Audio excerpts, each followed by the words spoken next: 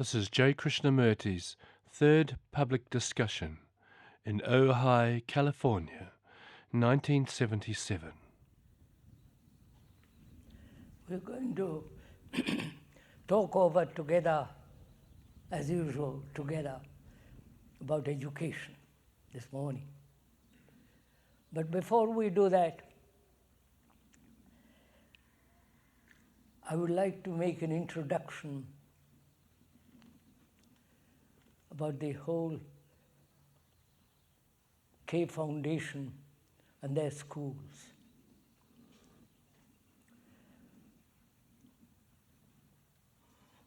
The speaker, K, has been concerned with education since 1925, long time. And he was concerned with education, and he was responsible for choosing the sites in India. There's one school in the north, near Benares, which is about 400-500 miles from New Delhi. And there are about 200 acres there on the river Ganges. And also, there is a school in Rishi Valley in South India, about 170 miles from Madras, which is South India. And there are also two other schools, one in Madras itself and one in Bombay. The one in Bombay, which has been going on for 25 years, is entirely and wholly for the poor people, very, very, very poor people. They've got 160 students. And there's another school being brought into being near Bangalore. So there are 5 schools in India. And there is a school, as perhaps some of you know, at Brockwood in Hampshire, in England. That has been going on for nearly 8 years. We have said we will limit it to 60 students. And there are only 60 students there. I believe there are about 14, I'm not quite sure, nationalities there from all over the world. And this school here, we've been discussing with the teachers, with the parents, and with the architects for the last 2 years. This school here is entirely different from other schools in India and in England. Here, the parents are involved in it, which is a new kind of experiment. Because if the children are going to be different, the parents must also be different. Otherwise, there's a contradiction between the children and the parents, and there'll be conflict between them. So to avoid all that, we thought it would be right that the parents, as well as the teachers and the students, work together, or as a family unit. So, and with regard to the architecture here, we've been talking with some prominent architects for the last 3 years or 2 years, I've forgotten now. And as Mr. Mark Lee has pointed out, we are going to create it, not only a school, but also a center, which is going to happen in India, which is happening in England, and it must happen here, which is a center where people can gather together for perhaps 3 weeks at a time to discuss and be together, be concerned with the problems and so on. That's the introduction.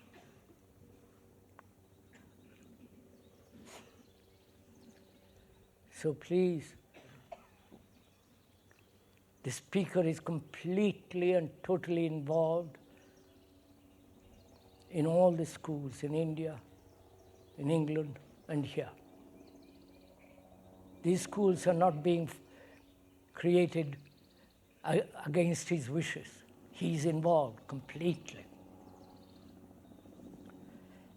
And also with the center.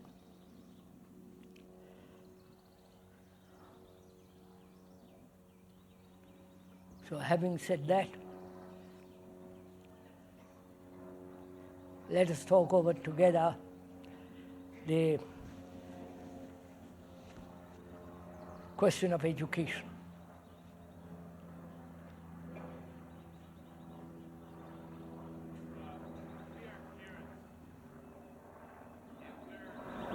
We have not undergone a transformation. What, sir? If we're parents and we have not undergone a transformation. Can't hear. If we are parents and have not undergone a transformation, If we are parents and have not undergone a transformation, then how can we bring about in our children such a transformation? What can we do to help them? how can we bring about a transformation within our children and help them? I'm going to go into that. Just let me talk a few minutes first, and then we'll discuss the whole question.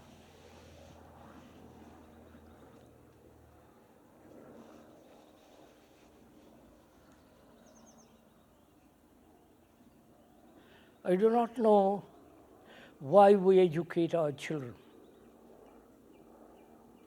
We have never asked, perhaps, what is the intention, what is the meaning of education?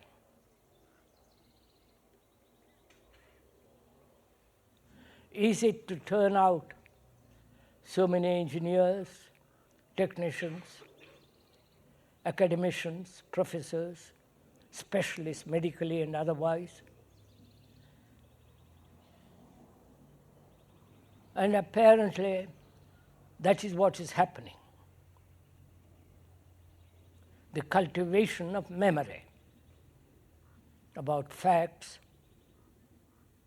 technologically educated, so that human beings throughout the world can earn a livelihood, settle down in a particular pattern of society, and totally, completely disregard the whole psychological structure of man. That is what is actually what is happening in the world. Cultivate one fragment of the mind so that going through school, college, and university, if one wants to, and learn sufficient information, facts, and act from that memory skillfully or not. That is the pattern set for man in education. Right? Do we agree to this? Please not agree. Do we see this together? And the psychological factors of human beings, because they are so utterly neglected, so disregarded, never even thought about and gone into, has produced a society that's utterly lopsided, utterly fragmented. So if that is the education most of us want, and that's what our children are educated to, then we must inevitably face the fact of conflicts, wars, terrorism and all the ugliness that's going on in the world. Again, that's a fact. So when we talk about education, what do we mean by it? Is it the cultivation not only of knowledge, but also be concerned with the whole total man? You understand?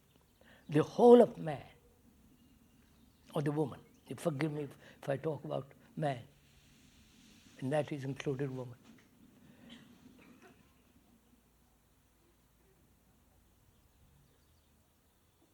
And if it is the cultivation or the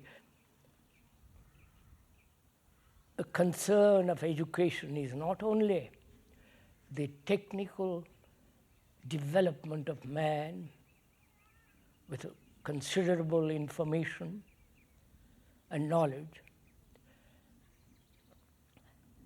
but also include in education the understanding of the whole psychological structure. The two should go together and not one ahead of the other. So that man is a total human being, not a fragmented, broken being.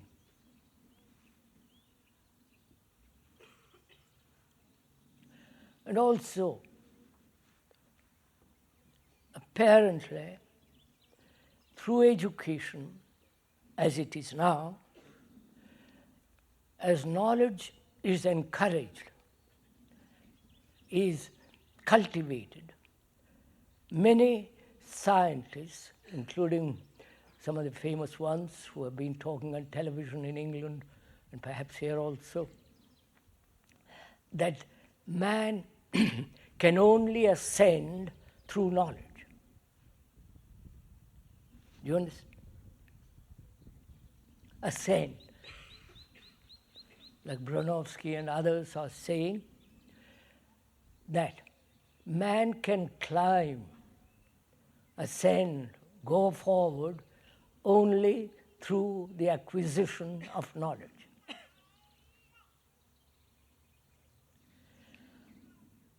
And these specialists, professors, experts, totally disregard the other field. And we all think in the foundation that the two should go together.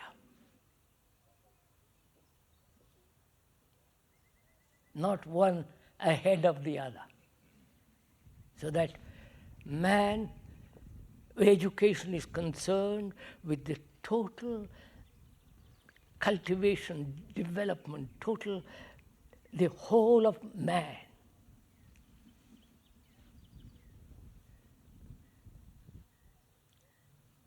And to bring about that, one needs not only teachers or educators who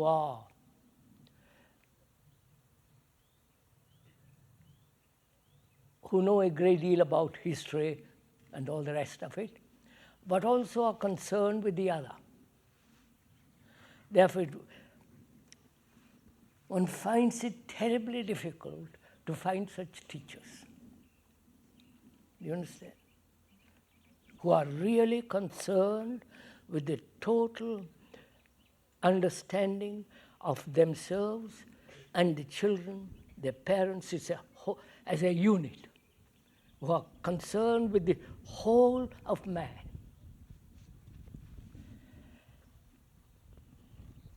So that's one of our problems, to find proper teachers who are really concerned with the not only the deep inward cultivation, but also be excellent academically. The two marching together. Then also one of the factors is parents generally send their children to schools.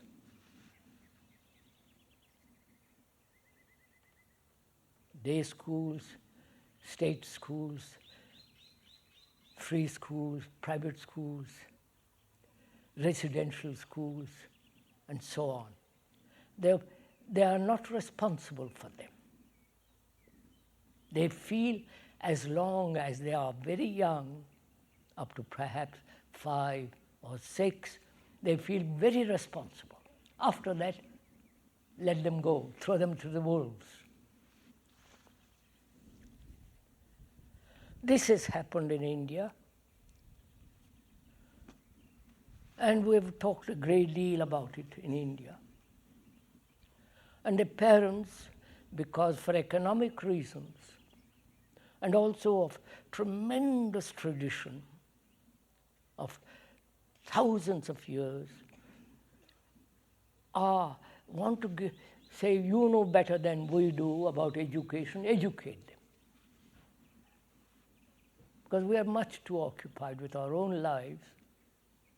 So that is one of our problems. The parents are not totally responsible in the sense we are using the word responsibility, which means being responsible, feeling the depth of their relationship to their children, so that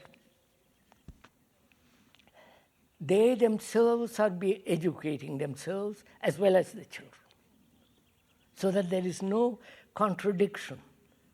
When they go home, they don't find the parents totally in a different area, dimension.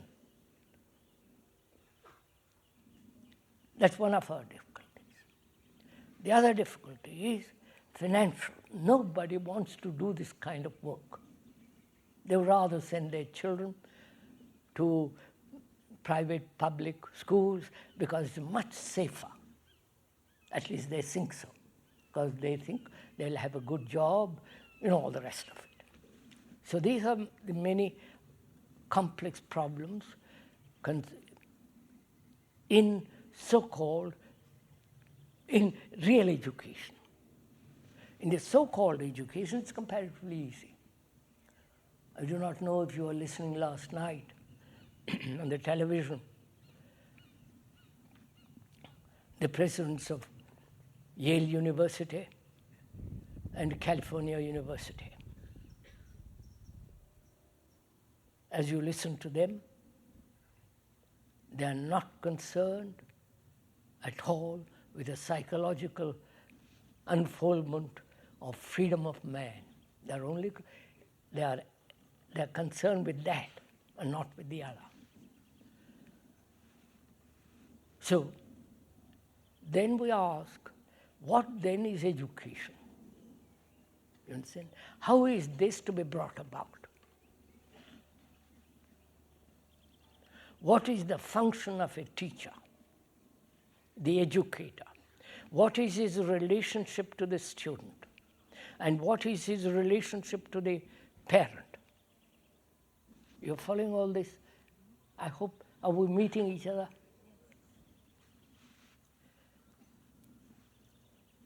Let's begin with, what is the relationship of the educator with the student? What is his relationship to the student?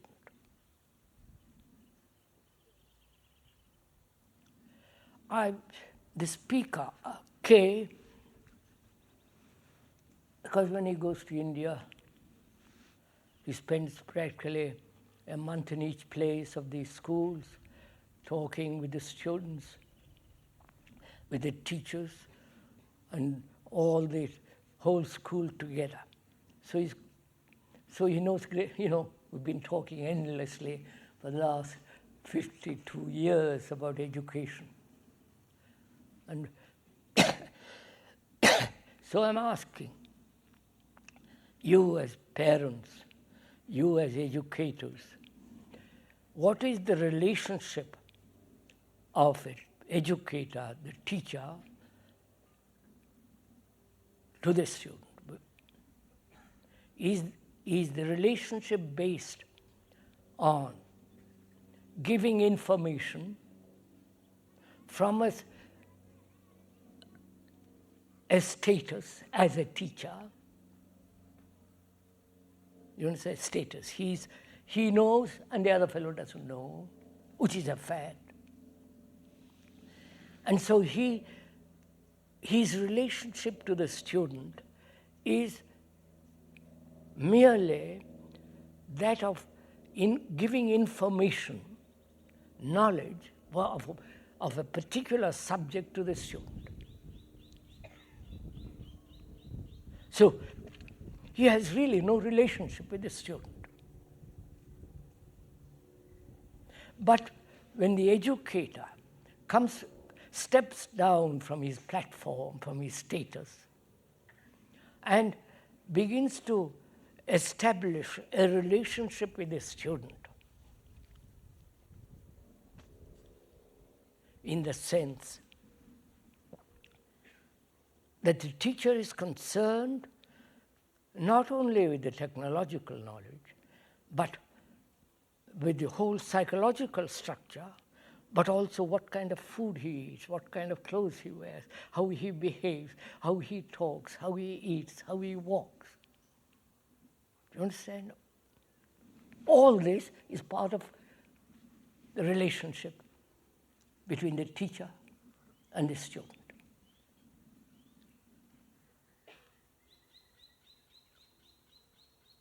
So there is no teacher separate from the taught. Am I making? The teacher isn't merely the one who gives information, but the one who is so deeply concerned with the student, which means he is concerned with himself as well as with the student. That is, if I may explain a little more, if you will permit me, the student comes to the school conditioned, right? Already conditioned by the parents, by his friends, by the neighbor, and so on. He's conditioned. And the teacher is also conditioned, right?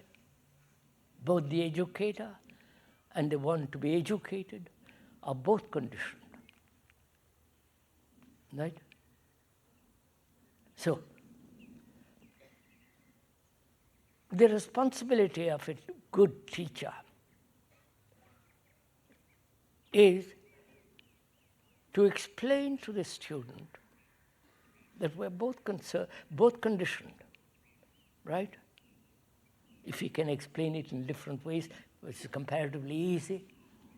And say, I'm conditioned as an educator, and so are you. So let us, in talking over together, you understand? In discussing, in going in dialogue with each other, when we are out for a walk and so on, explore this conditioning. You understand? So that it is a constant relationship with each other. I wonder if I'm making something clear.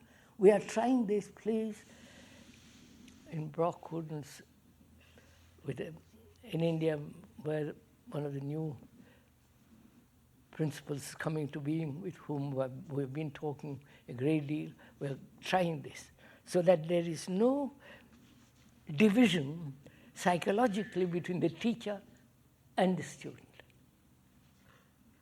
which means the teacher cares for the student, cares in the profound sense of the word, affection, all that.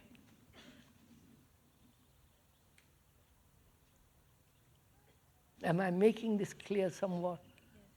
What we are trying to do, what we want to do, what we will do. If not, it's not worth trying. You understand? Because there are millions of other schools. So that's one of our problems. not our problem, that's a human problem. The other problem is, will the parent who is heavily conditioned with his beliefs, with his ambitions, lack of time to be with the children, care for the children, all the rest of it. And the mother too has very little time for them, because in modern society both the parent and both the father and the mother go out to earn more money, to have more cars and more something else. I don't God knows. So they have very little relationship with these children. So will the parents also be concerned with the total development of their children and of themselves, with the help of the teachers altogether? You understand the question? Are you following? Are we communicating with each other somewhat?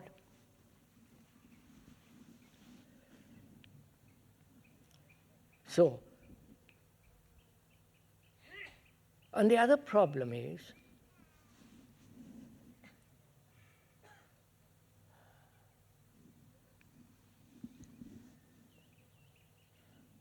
to relate history, I'm taking that as an example,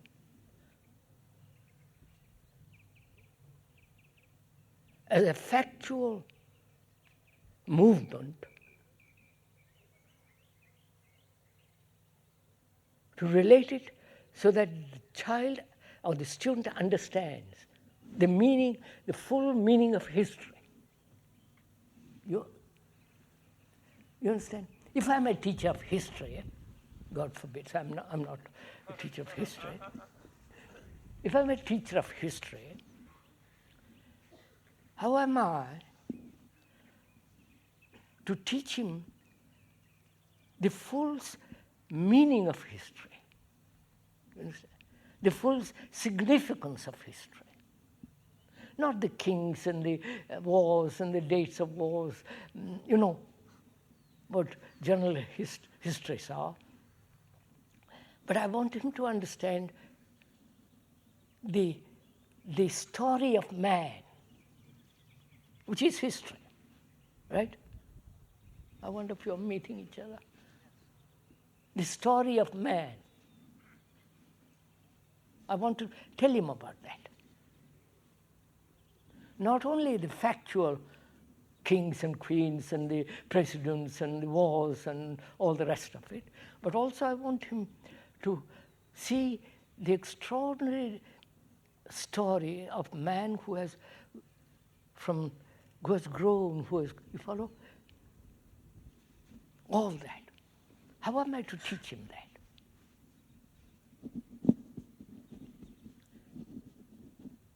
I don't know if you ever thought about it. Few of us have already discussed this point here with the parents and the educators. How is an educator to teach history, not of a particular country, of a particular group of people or community, but the global history of man? Are we meeting each other?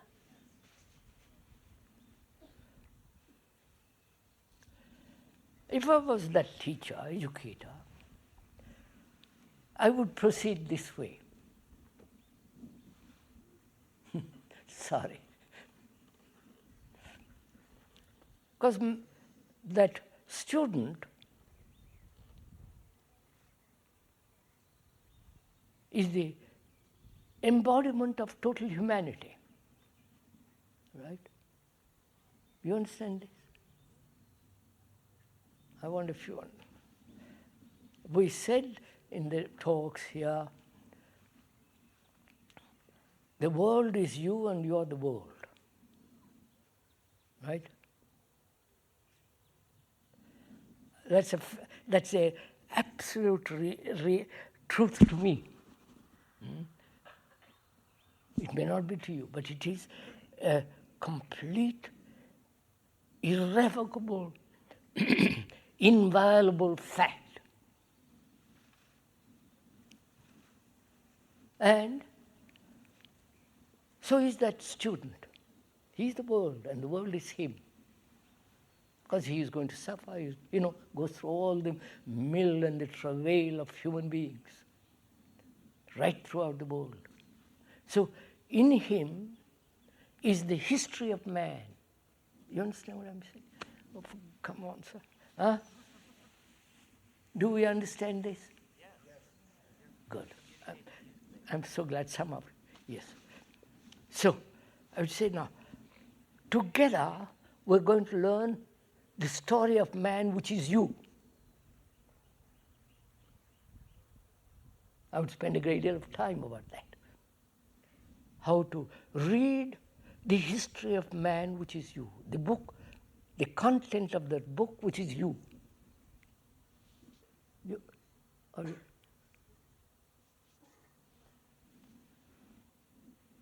So if we can read that book, that story of man, which is himself, which is the student, which is the teacher, which is the parent, which is the man, human being, then also I would go into the question of wars, the specialized communities, America, England, the division, why the division takes place, all the rest of it. So that he learns the history of man through himself, not through a book, not through some psychologist, professor, philosopher, and all the rest of it. So he'll be an authentic man. You understand? I wonder if you're getting this. Yes. He'll not be a second-hand man or woman as we are, but he will be the total human being. That's if I was a teacher in a school, that's how I would approach history. And if I was talking about mathematics, which is a little more complex problem, I would be concerned with order, right? Mathematics, part of it is very orderly, right? Right, sir? Are there some mathematicians here?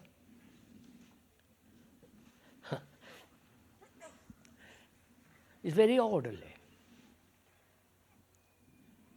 Higher mathematics, deeper, going into very higher things, it may be rather confused, uncertain, unclear. But the general mathematics is order. So if I were a teacher of mathematics, I would talk to him about order. You understand? Order in daily life. How he behaves, how he eats, how he talks. All these are very, very important. Consideration of others, politeness, which in America doesn't exist. Sorry, forgive me if I'm saying this. There is no respect for anything. So, order, consideration, how one behaves, how one talks, how one walks. And out of that comes naturally respect for each other.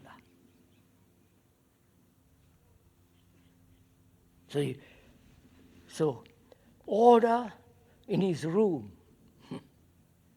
You understand? So order in his clothes and so on and so on. So I would begin with that, so that he understands order. Not impose discipline. I wonder, do you understand something? Because together, the student and I are concerned with order, which means punctuality, which means turning up meals at the correct time, and so on. And I will talk a great deal about that, and introduce algebra and all the rest of it. So that in himself, he's bringing order out of this chaos without discipline. Without, which means compulsion, reward, punishment, marks, a good boy, encouraging, all that is so irrelevant, which hasn't, you'd have had discipline, all the schools, beaten and all the rest of it. It has not created a different human being. So that is how I would, if I was a teacher, I hope the two subjects and other subjects I would go into. So that my relationship to the student is not that of an elder brother or a teacher or somebody outside, but together we are learning. I believe the word school comes from the word leisure. Leisure implies a mind which is not occupied. Not occupied with books, family, problems, just not occupied. It is only when the mind is not occupied, then you can learn. But if it's already occupied, crammed full of complexities, it can't learn in the deepest sense of the word. So, in a school of this kind, there would be leisure. Not what to do what you like. Have leisure to sit and look. I wonder if you understand all this. Doesn't matter, we'll go into it. So that's our problem. That's the problem of education if one is deeply concerned with humanity, with each other, as an educator and the person to be educated.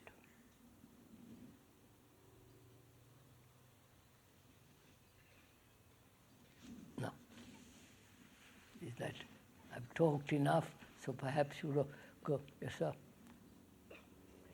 Your descriptions have been very clear and I think well understood by me, and they do raise the problems inherent today in education.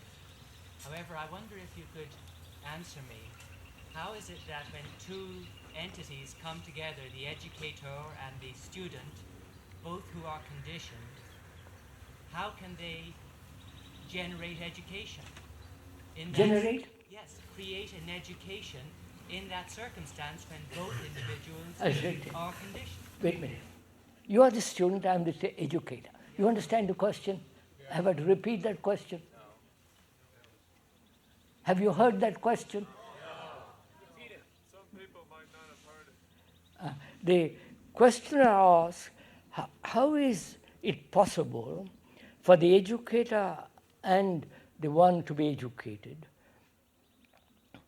when both are conditioned, how to approach each other, how to free each other, how to bring about this freedom from which creation takes place. That's right, sir? That's right.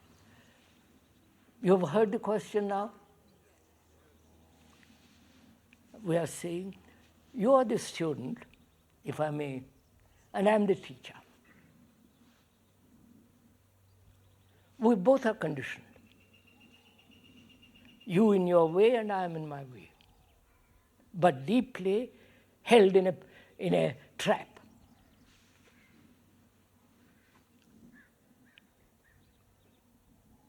how do we free each other from this trap?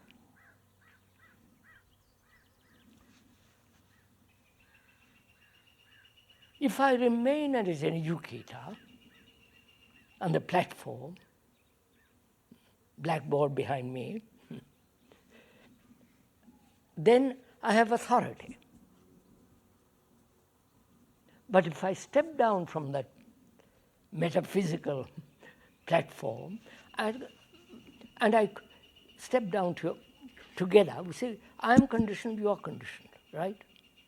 Let's go into it. What does it mean, being conditioned?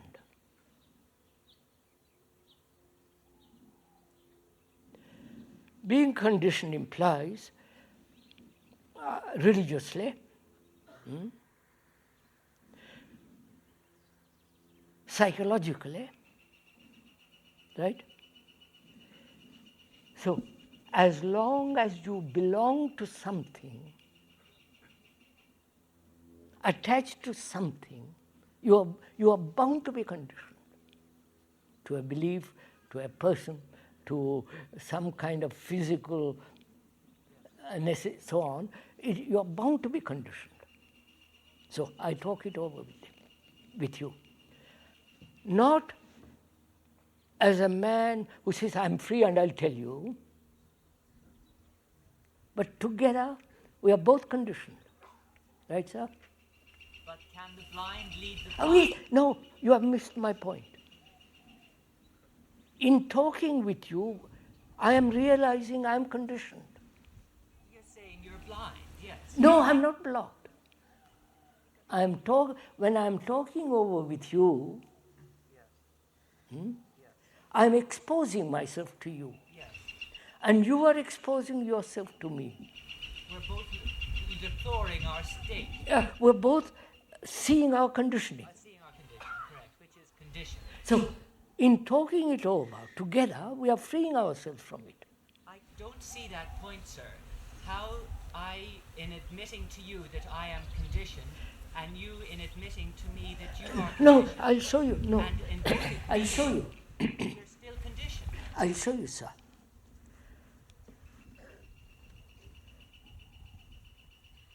I am conditioned, if I am, as a Hindu, right? As an Indian. And you are conditioned as a Christian. If you are, it doesn't matter. And I would go into my conditioning, how tradition, superstition, the handing down, etc., etc. I would go into it very, very carefully. And I would help you to go into it very, very carefully. So we see the fact, I see the fact that being conditioned as a Hindu and you conditioned as a Christian divide people. Yes. They follow it, divide people. From that division arise conflict. Wars and etc., etc., etc. Do you as a student and I as a student, as an educator, see this fact so that I am no longer a Hindu? You're a conditioned human being. No, I am no longer a Hindu. Well, what are you then? Wait, I'm a free man, free human being. No, sir. You're, if I may beg to differ. Don't beg, sir. Differ. In showing me that you are a Hindu and I am a conditioned Christian, and both mutually, deeply understanding the point that we are both human beings with a conditioning imposed upon each of us, and understanding this point sincerely and deeply, my point remains that in spite of that deep understanding And freedom, and freedom. and feeling, no, that we're still conditioned. We still remain conditioned, understanding, conditioned human beings. No, sir, you're missing points. I must be. Forgive me. It doesn't does not liberate us, in my mind, to understand that one is in jail. Does Right. not release one from being in prison. It does. No, sir. I'll show you. I'll go into it, sir. Let's go into it quietly. You are the student, I'm the educator. Forgive me, I'm not, but we're putting it together.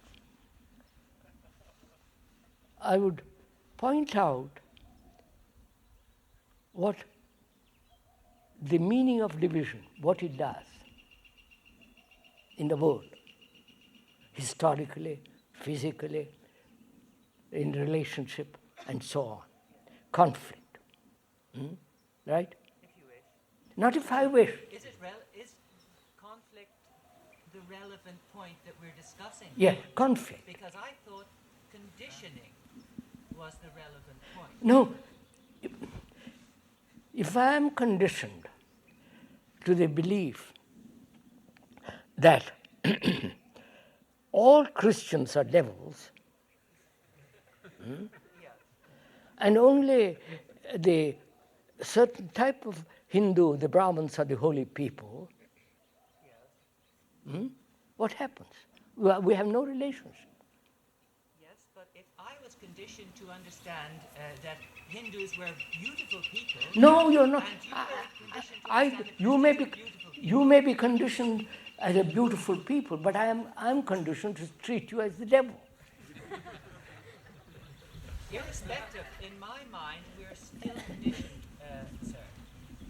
And it's to go beyond this conditioning that education must begin. I'm showing you how to go beyond it. beyond it. As long as I am conditioned, you're conditioned, there must be conflict. That's obvious, huh? Arab and the Jew, Catholic and the Protestant. And go to this village and you see how many churches there are. Baptists and you follow? All right, conditioning can be negative, yes. No, not can, does. It does. All right. So, is it possible for you and me to uncondition ourselves? That's the question. I'm doing that, sir. Uncondition myself implies not being a Hindu, not treating you as the white devil, and you not calling me the beautiful Indian. Of course. So, we both of us then are free of our conditioning, our prejudices, our superstitions. And do you think that discussing it as we are does free one from that conditioning? It does if you're paying attention to it. Good, then we are. And we're becoming free. Do you really therefore believe that the Not way- believe, Oh, no. Sorry. not even know. Facts. Sir, that the way to uncondition is through discourse and understanding. Not only discourse, but through relationship. Through relationship. I'm married. I watch my wife and she watches me, and I realize through relationship how very different, contradictory we are. Is this a speedy process? You can do it instantly or take time. If you're tremendously attentive, it's finished. All right. That's- I have another approach that I can scribe to. wait a minute, sir. Don't let him have his.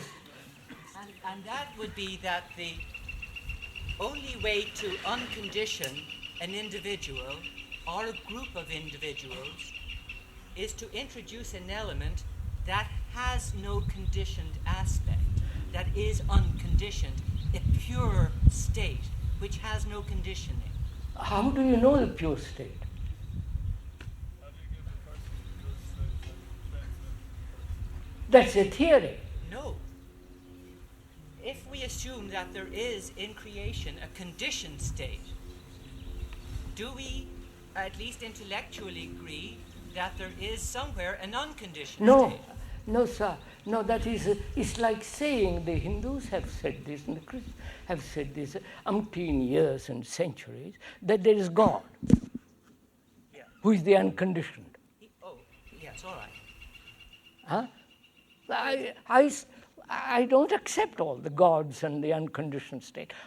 All that I can begin is I am conditioned. So there is no hope then? And you see, on the contrary, your hope is based on a concept. No, sir.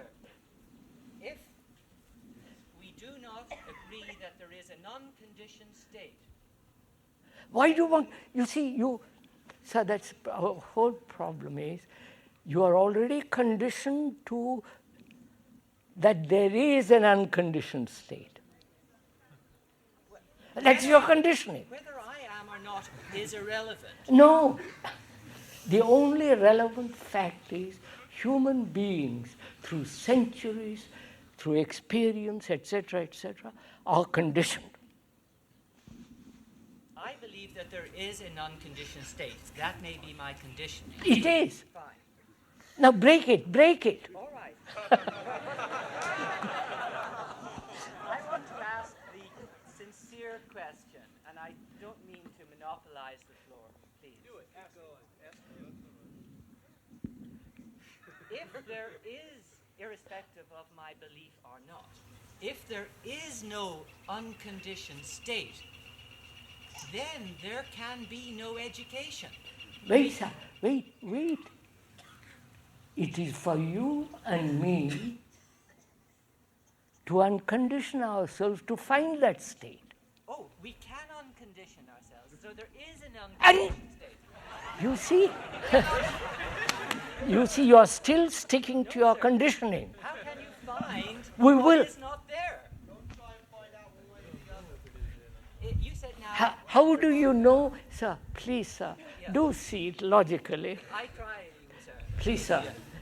You You suppose you believe there is that. Yes. That is part of our conditioning. Yes. I accept that. You accept that. So, you are accepting something which is non-existent or maybe existent. Yes. I accept that. So, put that aside. It may be, it may not be. So put it aside. Break away from that conditioning. Then start, say, look, we are conditioned. Let us free ourselves first and see if that is there or not. But don't presuppose. Surely, that's simple. So, What will the end result be then? what? If we do this? What? If we do this, what then would be the end result? First do it. Not seek the end result. Or suppose let us first uncondition ourselves.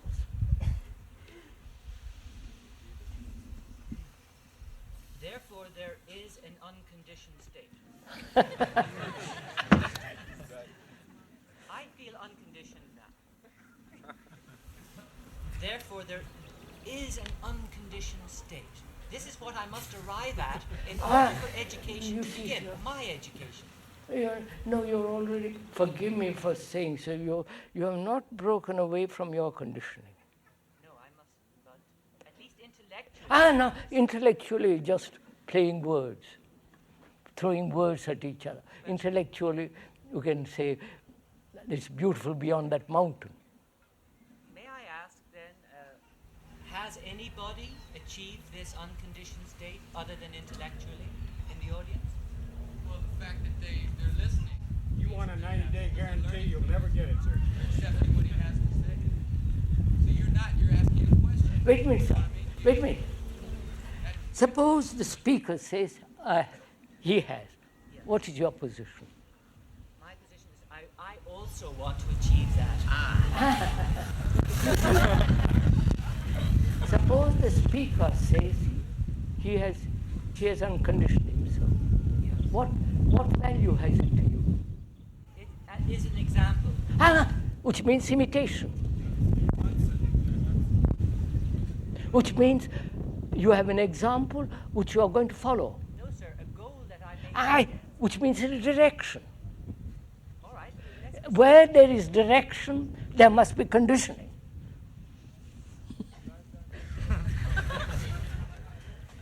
No, don't laugh. Where there is a direction, there must be conditioning. Direction implies motive.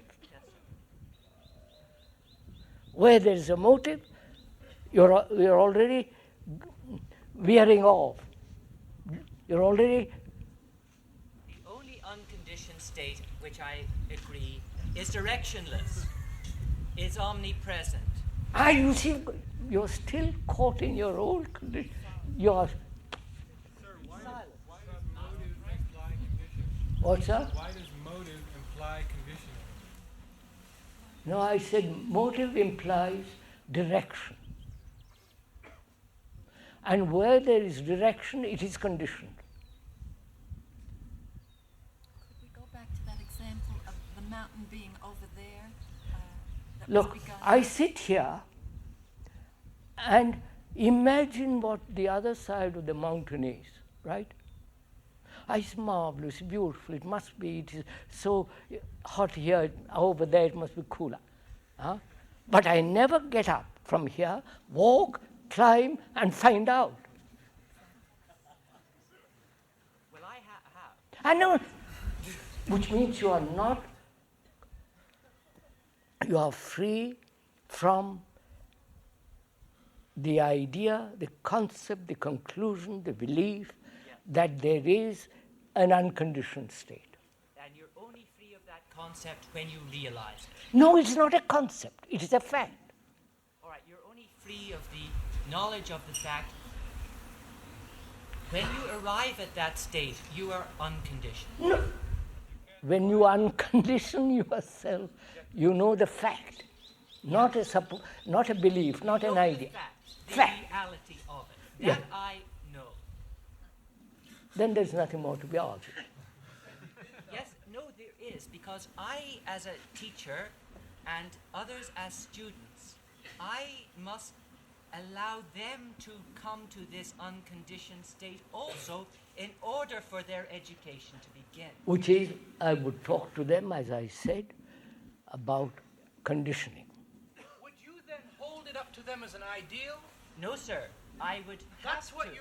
that is the implication of what you're saying here. Well, I was trying to arrive at it on a discourse level.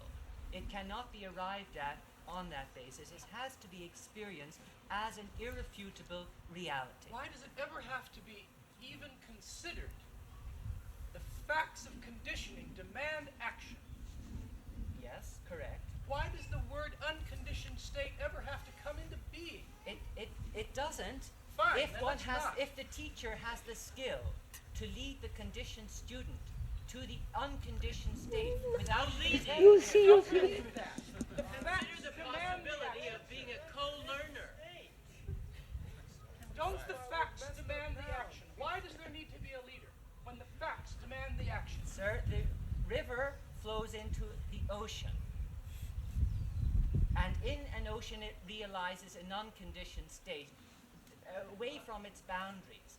The teacher, in my mind, and I may be completely incorrect, at this moment, is that he is the one with the knowledge. This is a fact. We have heard. No. He teaches to the student, or brings the student's awareness to this unconditioned state, which is pure knowledge. Which means you're both conditioned. Now you're both conditioned. You both have the same. You led yourself to the same corner. If I have missed the point, and I quite possibly have, it is because of it that I'm here to learn. Now, what were you going to say, sir? Listen to the pitfalls in what you're saying, sir. Please explain them to me. Deep pitfalls. Please tell me. I have the authority. I am the one who knows. You are below me. You are nothing. No, the sir. pitfalls are terrible in this, sir. Please, may I answer, and this will be my last statement on the subject. Once an unconditioned, or shall we say, once a teacher who is capable of bringing the awareness of the student to an unconditioned state. Please be with me for a moment. Once this teacher enables the student's awareness to come to an unconditioned level, then the truth is self-effulgent. For the student, he doesn't have to tell him anything more. Education has begun. The student knows the unconditioned state within himself. From that point on, he can add the Wait, facts. forgive me, sir. May I answer your question? Yes, please. Finally. Yes. How can the conditioned teacher say that there is an unconditioned state? Because Face the facts, sir. How can the teacher, you, human being, caught in sorrow, you understand, sir? Sir, I heard your question very clearly. Then You asked me a question. How can the conditioned teacher, lead the student to an unconditioned state? no. Oh, pardon me. Please ask the question again. How can the conditioned teacher talk about the unconditioned state? Because there are two forms of conditioning. There is a perpetual conditioned state and there is a temporary conditioned state. So a conditioned... Oh yes, please. Please listen to me. Please, it might be valuable also. In other words, a conditioned teacher may have periods of clarity in which he is unconditioned. I said, be careful. Don't get caught in temporary. You will then be lost. No, sir, I'm not. I'm not. I'm just trying to make a point. I know. Conditioning can be intermittent. Would you agree with that point? That conditioning can be intermittent. Wait, sir. We are saying conditioning is the fact, right? Is the fact. It may be, you may be temporarily unconditioned. Good. Wait, sir, no, listen to the very end of it, you won't agree.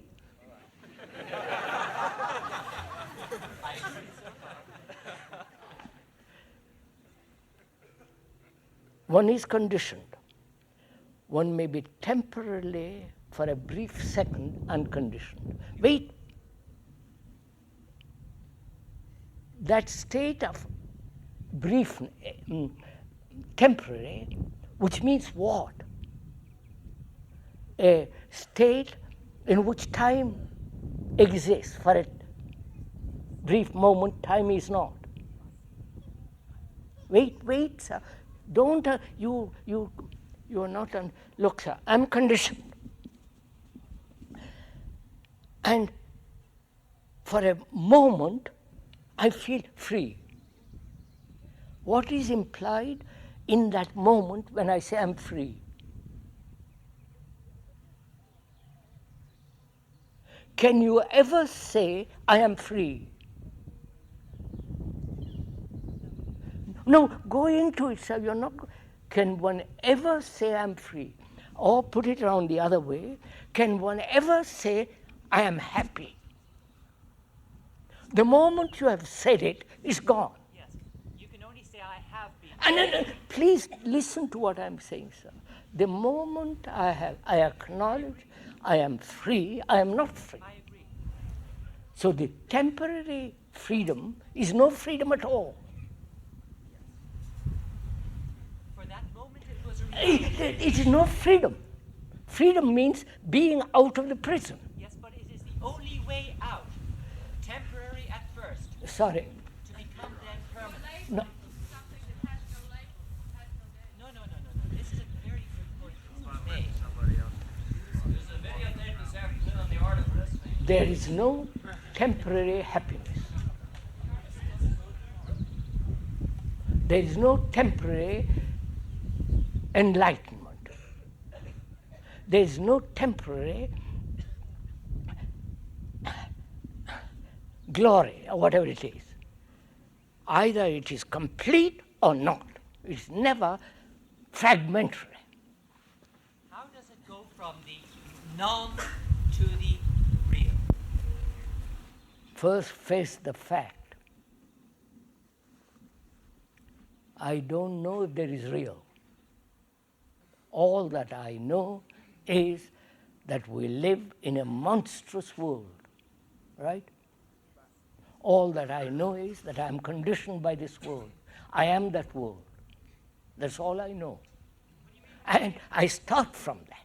I don't imagine that there is unconditioned state, there is a bliss, nothing. I start from the actual daily fact. What do you mean when you say it's monstrous? Come on. What do you mean when you say it's monstrous? Monstrous. What do you mean by monstrous, he says? Oh, no, don't. That's a good. Monsters are all the killing, the terror, the mugging, you follow, raping, you know, what's happening in the world. Excuse me, if I could make one suggestion. This question seemed to point to the place of knowledge in the transformation of man. Maybe another time for a discussion.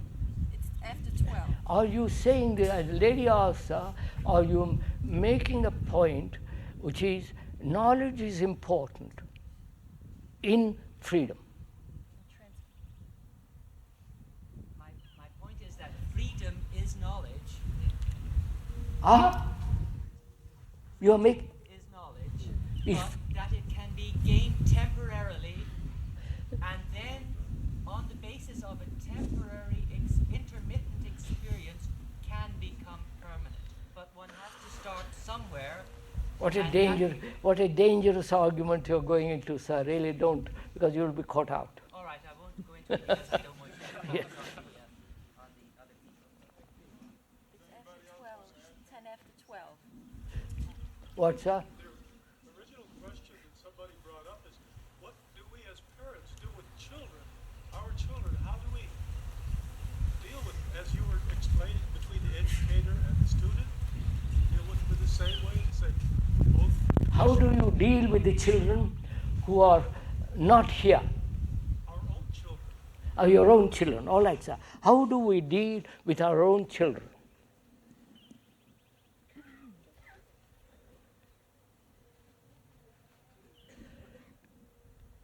How do you actually deal with them now? Huh? Without love. So, first, without love. Second, you have no time for them. You go off to the office, she goes off to the office, or she pursues her ambitions, you follow? You have no time for them. Third, you are conditioned and they are conditioned. You condition them and you are conditioned by society, by people around you. You are that. Right? So, in fact, there is no love, no care, no relationship. And they are your children. Huh? None? Or just not so much as we would Go like? ahead. He says none. Is there no relationship? What? He says, is there no relationship at all? The questioner says, is there no relationship at all? No love? Or just less than? That gentleman agrees, sir. The gentleman who put that question says, you are right. We think we love them. If we love them, do you think you would have wars? If you loved them, do you think you would have all this terror going on in the world? If you really cared deeply for your children, do you think you would have this kind of education?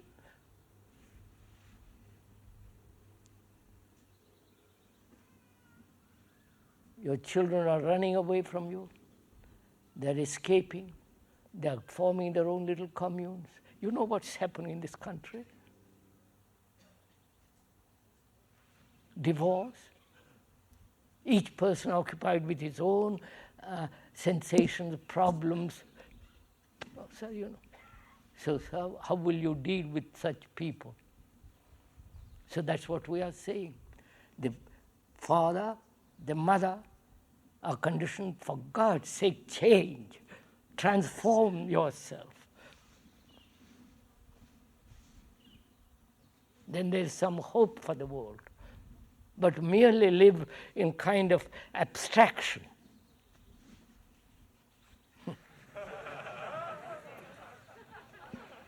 Means absolutely nothing. That's what all the priests, all the do-gooders, the idealists live in a world of non-reality. The reality is what is actually going on with our daily life.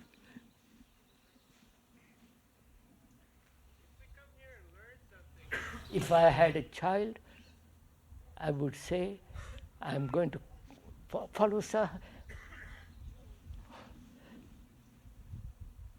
because we have no love for them. Have you ever watched a mother caring for her little baby? What she goes through, getting up early in the morning, all through night, watching, huh? At the age of till 5, all the rest. After that, throw them out. Throw them to the wolves, in fact. So can you, as a parent, father, mother, uncle, whatever it is, can you change? You bring about in you the transformation, which is to love a child right through life. The child is far more important because it's the future generation. If you condition him to be like you, which is to concerned about oneself, about yourself, about your worries, about your ambitions, your fulfillments, all the rest of it, you don't care a hoot for the child. I'm the mother of 2 children, and one of them's a small infant and one's a 3.5-year-old son. I find my time really occupied a lot with the infant. Demands a lot of energy. And I see my 3.5-year-old son coming from a very pure and innocent state of mind, going through some strong changes, being very fascinated with the excitement of violence. And I find myself, with what energy I have to devote to him, being sidetracked by the infant, trying to point out to him how, the excitement is just a thrill, trying to get him to understand the intensity of the violence. But I find myself stopping constantly and realizing that I don't know what to do. I know. And when I don't know what to do, then something happens where I can show him something, but it only seems to be bits and pieces. The lady says, I've got 2 children. They're nice, clean, healthy, lovely children. And they watch the TV, the people around, and they're fascinated by violence. And I talk to them, but I'm much more attracted to that than to what I'm saying, right? Yes, they don't watch TV. Yes, I know. You are a nuisance when they want the other. So what is she to do? You understand the question? What will you do? You understand this is an agonizing problem. You understand this isn't just an intellectual thing that you say, what am I to do? I've got 2 children, and they're attracted to guns, soldiers, violence. And I see the absurdity, the cruelty of all that. And how am I to stop them? You understand my question? How am I to stop it? How will you stop it? Sir, I don't think you can stop it. I think that in my own case I have the same problem with my child, but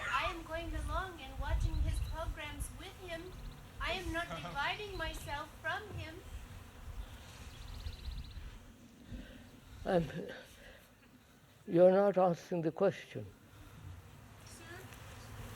I'm a mother. I see my children caught in this trap, or being attracted to the trap. And I see the danger, I see the horror, I see the misery of it. What am I to do? I think the only thing the mother or the father can do is to change themselves fundamentally as a rule. Yes, sir, but in the meantime, what am I to do with my child? Warn them.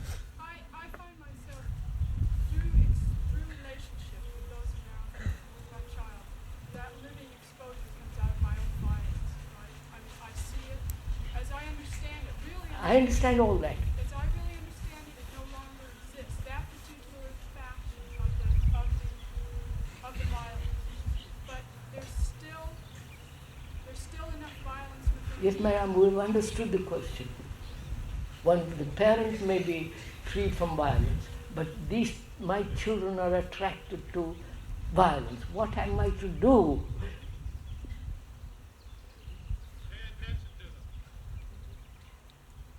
What do you do, sir, with your children who are attracted to violence, to all that? What will you do?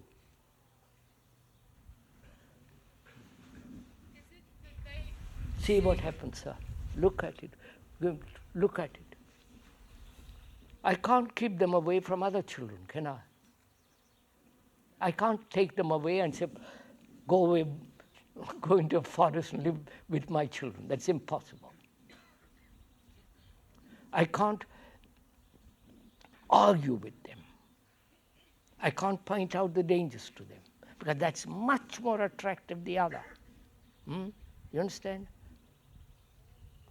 This is how all the youth movements, all the tyrannies with their youth movements are doing, making it so attractive that everyone wants to go and join it. Hitler did it, Stalin did it, the dictators are doing it. You follow? So what shall I do? Put yourself in that position, feel, for God's sake, have passion about it. You would try and educate them differently? Keep them home and not meet other children. Don't let them see TV. Don't let them read violent books. And if you do, when they leave, they're attracted to all that. The opposite. You have to be clear yourself that with television is violent.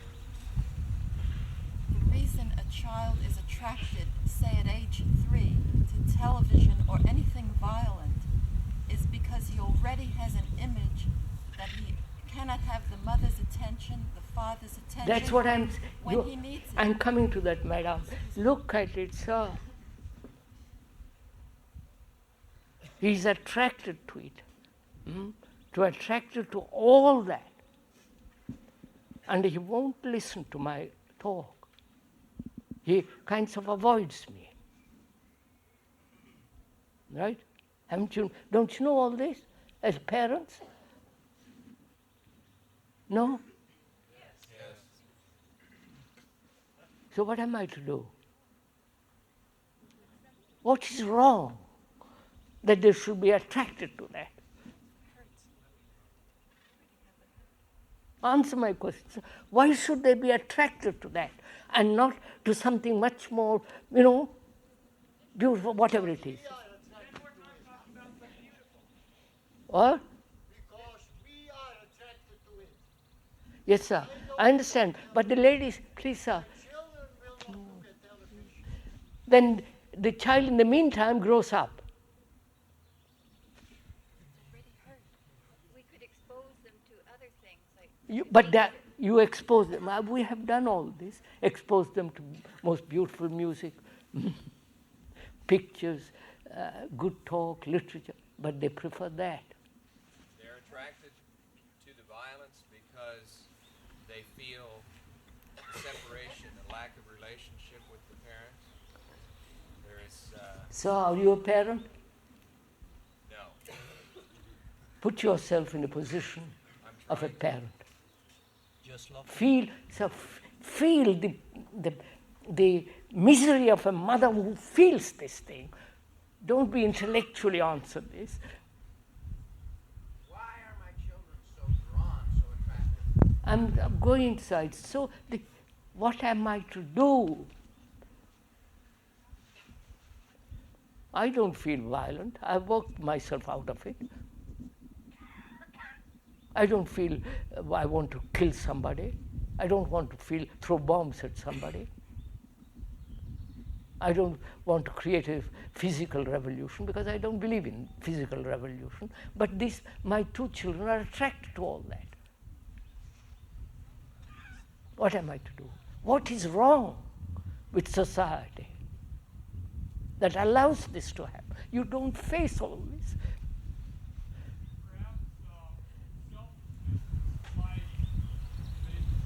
Let me go on, sir. You don't face this, which means what? You don't want to transform yourself or society. You don't feel passionate about anything. No? Sir, passion is something that comes out of great suffering. Right? But you avoid suffering. You escape from suffering. If you have no passion, you can't create, you can't build anything. So, if I have two children and I had a passion, not just intellectual concept what I should do, should not do, a passion to see that they understand this thing. So I would spend my time with them, point out. I would do it because I have love for them. I have affection for them. I care profoundly for them. I'm passionate about all this. I think a lot of the passion is dissipated in the search for a method, a way. Quite right, sir. Method, that's what you... Is never experienced that, the agony of observing the child, which is the fuel. So, sir, if I was a mother and I have two children and I don't want them to be thrown to the wolves, that is the society, everything, I'm concerned about them and myself, in my relationship. Find out. You follow, sir, it's my passion. I'll find a way to do it. Maybe when you say passion, you mean something different than we understand by that. Maybe you just mean love and the enthusiasm to give. Oh, no, it's nothing to do with enthusiasm. Enthusiasm is that fades and disappears. You're enthusiastic about TV or TM, which is a transcendental meditation, enthusiastic about a new guru. I remember as a boy, I can't speak from the parents' point of view, but as a boy, I must have been saying something very cruel to my parents. And they just broke down, both of them at once. Yes, sir. It shocked me very much. Yes, I sir. just remembered that. Did you hear what he said? It really made me see the violence that I was doing, and it's just because they broke down. They cried, and I never saw them cry maybe 3 times in my life. There you are. So that's enough.